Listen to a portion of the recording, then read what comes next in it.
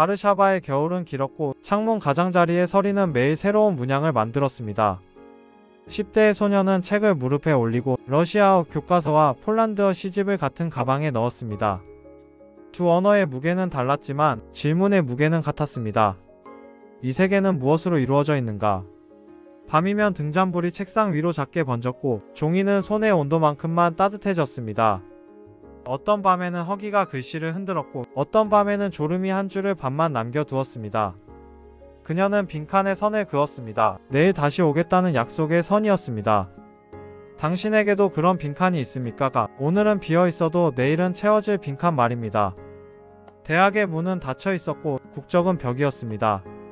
그래서 그녀는 보이지 않는 학교에 다녔습니다. 비행대학이라 불리던 비밀 강의였습니다.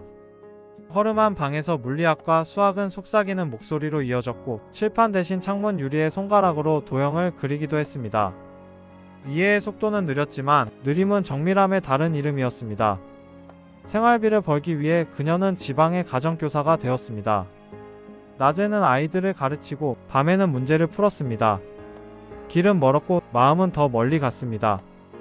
그녀는 약속을 적었습니다. 언니가 먼저 파리에 가면 나는 뒤따라가 물리학을 하겠다고. 파리의 겨울은 바르샤바와 달랐습니다. 불빛은 많았지만 방 안으로 들어오는 빛은 작고 차가웠습니다.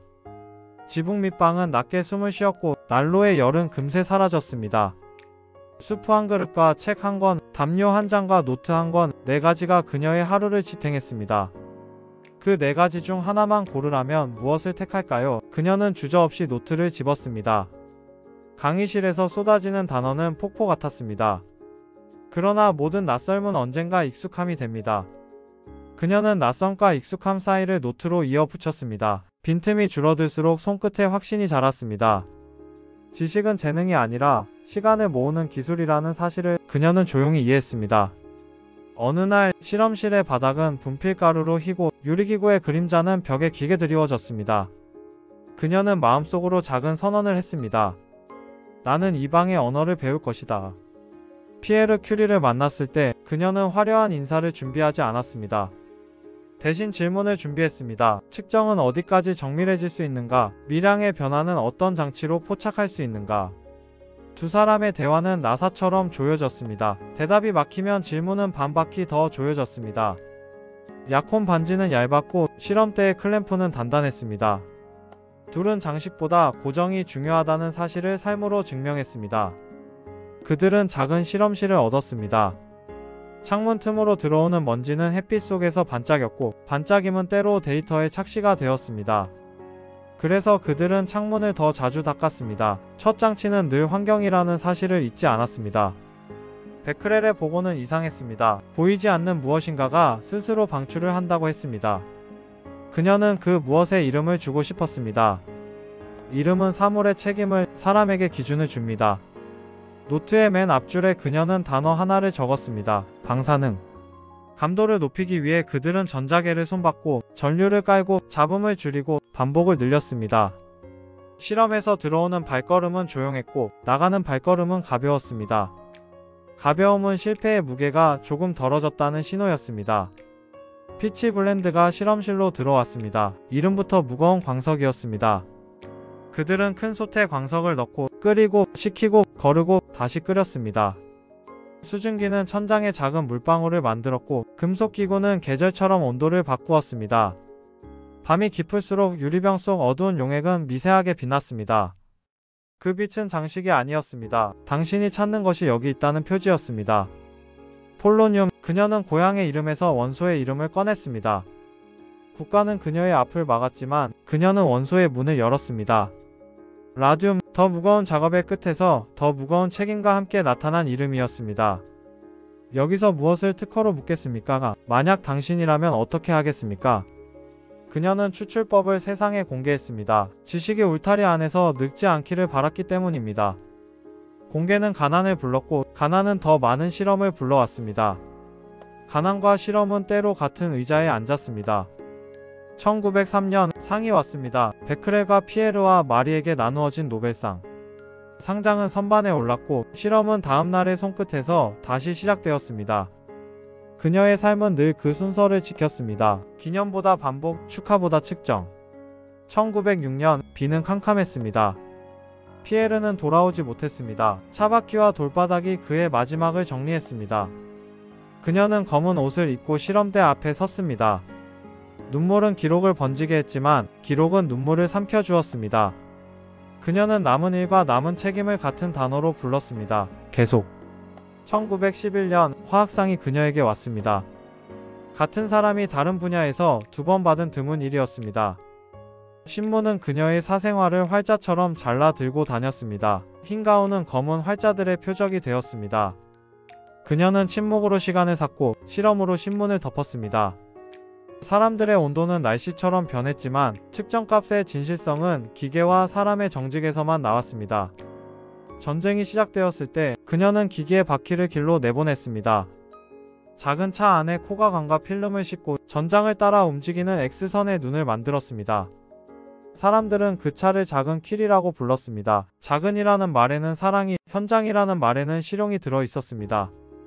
그녀는 직접 운전했고, 직접 조정했고, 직접 교육했습니다. 이미지 한 장이 수술의 방향을 바꾸고, 방향이 바뀌면 생존의 확률이 바뀌었습니다. 당신의 책상 위 장비 중 무엇을 바퀴에 실어 길로 내보낼 수 있습니까? 오늘의 도구를 내일의 현장으로 옮기는 상상을 해보십시오. 라듐의 빛은 의료로도 들어왔습니다. 통증을 덜고 종양을 늦추려는 시도가 이어졌습니다. 효과는 부분적이었고 위험은 컸습니다. 정확한 설명과 안전의 원칙이 함께 자라야 했습니다. 그녀는 의자에 앉아도 실험대를 떠나지 않았습니다. 계산은 실험의 이면이고 윤리는 실험의 바깥이었습니다. 노트의 종이는 얇았고 잉크는 자주 번졌습니다. 그럼에도 기록은 멈추지 않았습니다. 날짜와 시간과 조건, 실패의 이유와 수정의 순서. 그녀는 실패의 계보를 썼고 실패의 계보는 곧 성공의 족보가 되었습니다. 밤이 깊으면 유리병들이 미세하게 빛났습니다. 사람들은 그 빛을 낭만이라고 불렀지만 그녀는 새벽의 피로라고 불렀습니다. 피로는 영웅적이지 않았습니다. 월요일부터 일요일까지 계속되는 일의 다른 이름이었습니다. 그래서 그녀는 말했다고 전해집니다. 나는 재능이 별로 없다. 나는 다만 끈기가 있다. 끈기는 어떻게 만들어질까요? 목표를 크게 잡고 시간을 작게 쪼개면 움직일 수 있을 만큼의 단위가 됩니다. 그녀는 하루를 단위로, 단위를 다시 단위로 나누었습니다. 측정값을 평균 내듯 실패와 시도를 평균 내며 앞으로 조금씩 이동했습니다. 라듐의 이름이 세상에 널리 퍼지자 상업은 빛을 팔고 싶어 했습니다. 라듐 비누, 라듐 물, 라듐 크림이라는 말이 시장에 걸렸습니다. 그녀는 조용히 고개를 저었습니다. 발견의 명칭은 장식이 아니라 경고여야 한다고. 이름을 가볍게 쓰면 무게를 모르는 손이 위험을 만진다고. 라듐 연구는 재정을 먹었습니다. 재정은 다시 연구를 먹었습니다. 그녀는 강연을 다녔고 기부를 모았습니다. 연구소를 위한 방을 늘리기 위해서였습니다. 라듐 연구소의 복도에는 언젠가 더 많은 발걸음이 오가야 했습니다. 그 발걸음 안에는 그녀의 딸들도 있었습니다. 이름은 이렌과 에브였습니다. 이렌은 어머니의 노트를 읽었고 실험대에 팔을 올렸습니다. 새로운 세대는 새로운 질문을 만들었습니다. 그러나 기록의 방식과 정직의 습관은 그대로였습니다. 그녀는 배웠습니다. 질문은 늘 새롭고 태도는 늘 오래가야 한다고. 실험의 반복은 기계의 리듬과 사람의 리듬을 동시에 다듬었습니다. 스위치를 올리고 전류를 보고 필름을 현상하고 값을 적었습니다. 값의 옆에는 의심의 표시가 자주 붙었습니다. 느낌이 아니라 근거를 찾기 위해서였습니다. 그녀는 의심을 불신이 아니라 예의라고 불렀습니다. 장갑은 얇았고 앞치마는 가벼웠습니다. 안전의 개념은 아직 자라지 않았고 위험의 언어도 아직 가난했습니다. 세월이 흐르며 그녀의 몸은 조용히 신호를 보냈습니다. 손끝의 감각이 흐릿해지고 피로가 자주 오래 남았습니다. 진단명은 나중에 붙었습니다. 그러나 이름보다 중요한 것은 이유였습니다. 그녀는 도구가 되었고 그러면서도 사람을 먼저 생각했습니다. 도시는 전쟁과 평화를 번갈아 맞았습니다. 그때마다 그녀의 선택은 비슷했습니다. 장비를 바퀴에 싣고 현장으로 나가는 선택. 숫자는 병원에서 의미가 되었고 의미가 된 숫자는 가족에게 돌아갔습니다.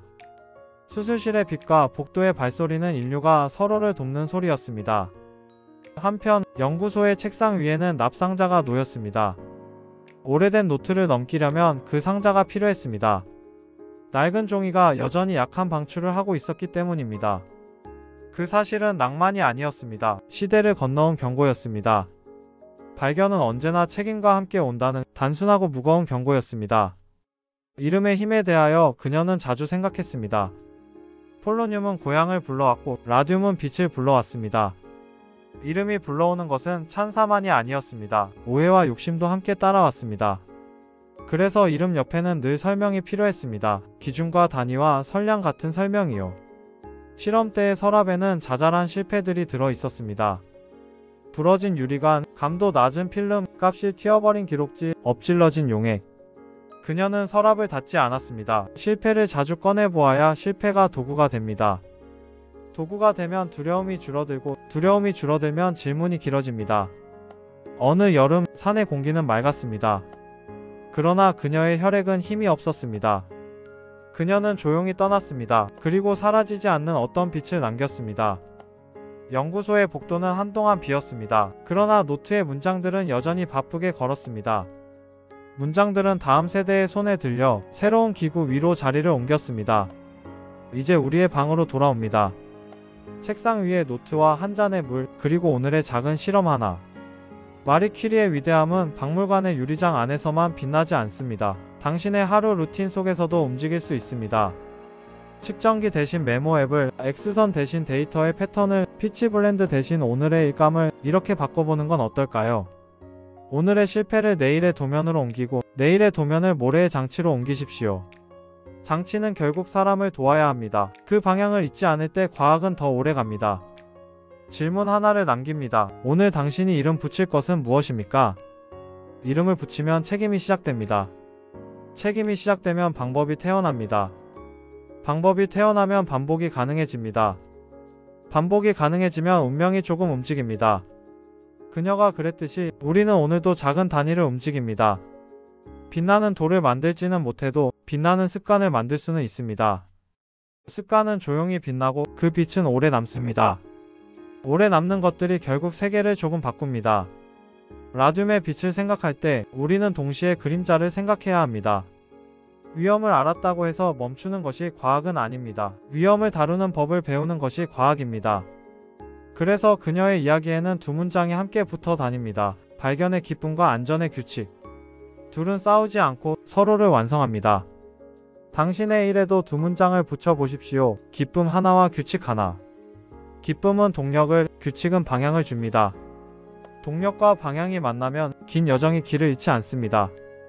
연구가 끝난 뒤에도 그녀는 늘 손을 씻었습니다. 습관은 작은 의식이었고 작은 의식은 태도의 모양이었습니다.